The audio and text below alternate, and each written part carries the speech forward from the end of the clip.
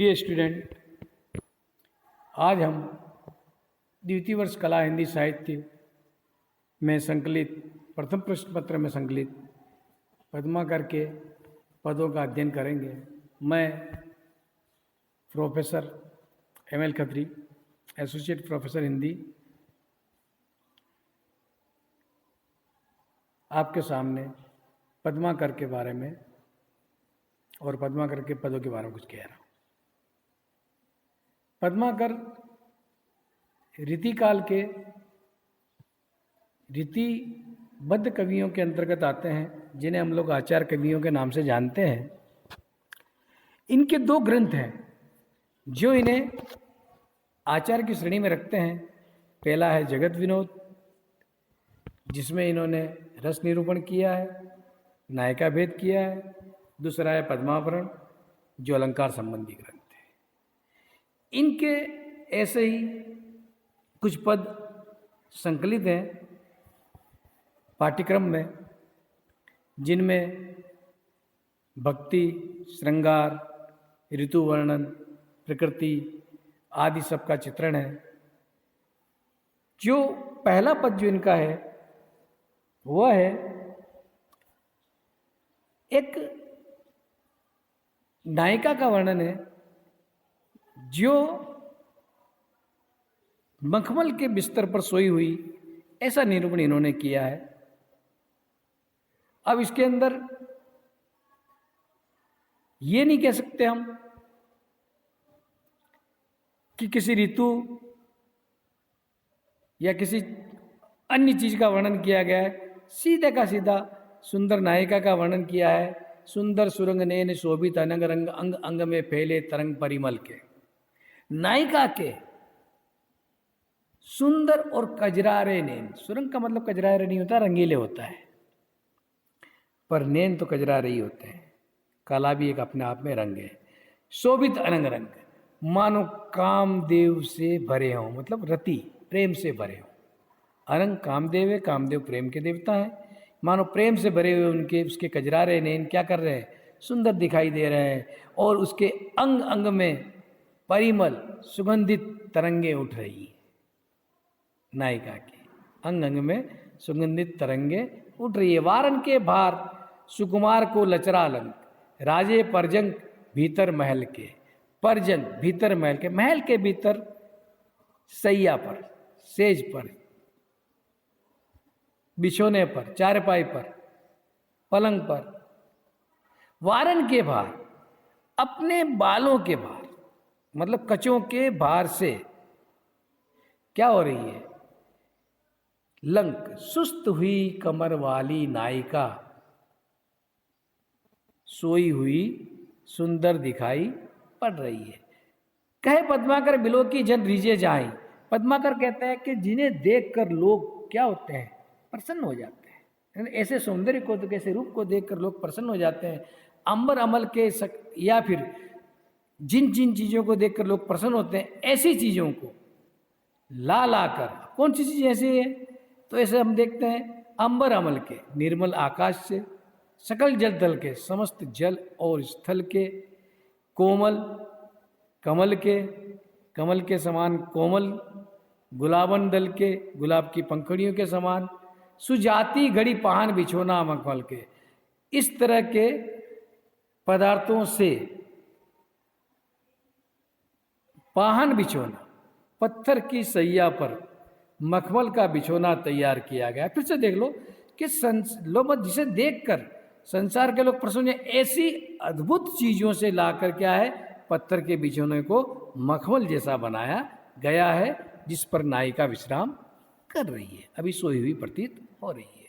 चैत की चांदनी में चौंचा चली चायन ठंडी सी वे रही। चैत की चांदनी में, चैत्र मास में चांदनी स्वच्छ होती है, तो स्वच्छ चांदनी में चायन छड़ी सी, चाह की छड़ी के समान, प्रेम की छड़ी के समान वह दिखाई दे रही है। बिज्जू छटा छवि कैसे छटा चित छुए रही। ठीक उसी प्रकार जैसे बिजली की छटा का सौंदर्य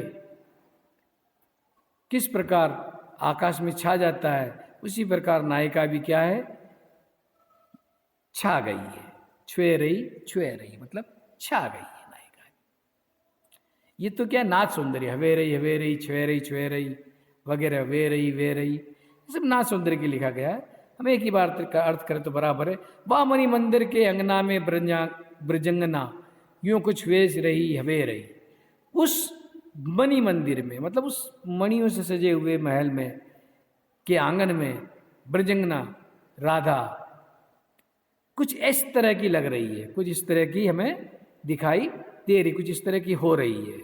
चतुरानन की मानो चांदनी चौक में चुए रही कि मानो वैसे सृष्टि का निर्माण ब्रह्मा करते हैं तो मानो ब्रह्मा की सारी होशियारी उस चांदनी के चौक में मानो चू रही हो। यानी इतनी खूबसूरत है राधा का सौंदर्य कि मानो ब्रह्मा की सारी होशियारी उसमें लग गई हो और चू रही हो, टपक रही हो, सारी सुंदरता उसमें चांदनी चौक में, चांदनी से भरे हुए उस रंगमहल में क्या हो, चू रही हो। अगला पद ऐसा ही है, श्रृंगार के पद हैं ये इनके। अब ये ऋतु वर्णन है, बसंत के बारे में लिखा है इसमें। कुलन में, केली में, कछारन में, कुंजन में। कुलन कूलों में, किनारों पर, केलियों में, क्यारियों में, कछारों में, कुंज में, फिर क्यारी आया। केली मतलब केली क्रीड़ा में, अब यहाँ क्यारी का मतलब क्यारी ले लेते हैं। कली कली में किलकंत है, हर कली कली में बसंत किलकाता हुआ दिखाई दे रहा है। पद्माकर परागन में, पौनहू में, पानन में, पीक में, पलासन में पगंत है। पद्माकर कहते को अनुप्रास की क्या छटा बांधी है, ऊपर भी क पे थी, यहाँ प पे है और नीचे द में है और लास्ट में ब में है। पद्माकर कह रहे परागन में, पवन में, पान में और पान की पीक में और पलाश में चारों तरफ बसंत फैला हुआ दिखाई दे रहा है। यानी सभी चीजें बसंत में डूबी हुई है। पगंत का मतलब डूबी हुई दिखाई देना। द्वार में, दिशान में, दुनी में, देश देशन में देखो, दीप दीपन में दीपत दिगंत है। द्वार द्वार पर, हर दिशा में, दुनिया में, देश देश में, यानी प्रत्येक देश में और प्रत्येक दीप में क्या है, दीपत दिगंत है।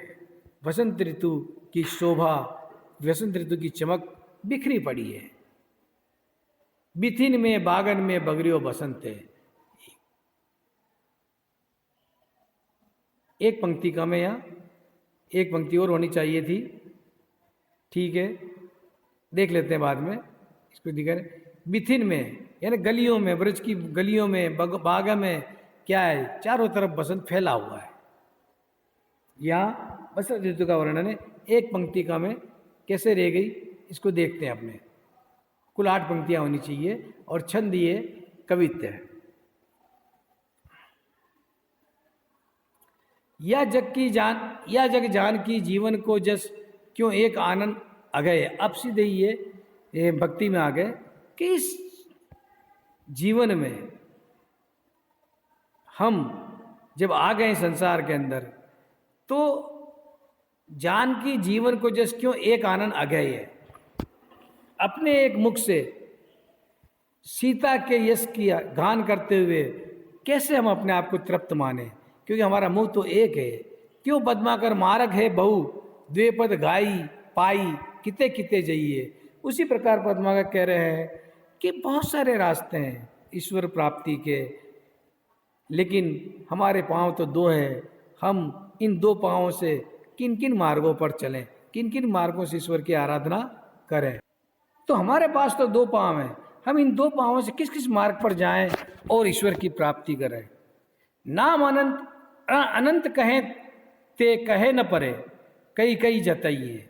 हम उसके अनंत नाम है और अनंत कह देते हैं, उससे उस ईश्वर का गुणगान नहीं हो पाता, उस ईश्वर की पूरी तरह से हम क्या है कि उसका परिचय नहीं दे पाते, उस ईश्वर के बारे में जान नहीं पाते। इसलिए कई जताइए, बार बार कह कर इस बात को जताने का प्रयास कर रहे हैं कि ईश्वर ऐसे हैं, वैसे हैं, अनंत है, अनादि है वगैरह वगैरह। यानी बार बार कहने पर भी हम ईश्वर के यशोगान पूर्णतः कर नहीं पाते। ऐसे बहुत से कवियों ने रीतिकालीन कवि ने भी लिखा है, और केशवदास के बारे में भी हमने केशवदास की कविता पढ़ी थी तब भी पढ़ा था। राम की रूरी कथा सुनीबे को, करो न कान कहो कहाँ पाइए। राम की जो सुंदर कथा है उसको सुनने के लिए एक कान से काम नहीं चलेगा, दो कान से काम नहीं चलेगा, करोड़ों कान चाहिए। ऐसे करोड़ों कान हम कहाँ से प्राप्त करें, कहाँ से लाएं इतने करोड़ों? हम यही बात इस पद में कहना चाहते हैं।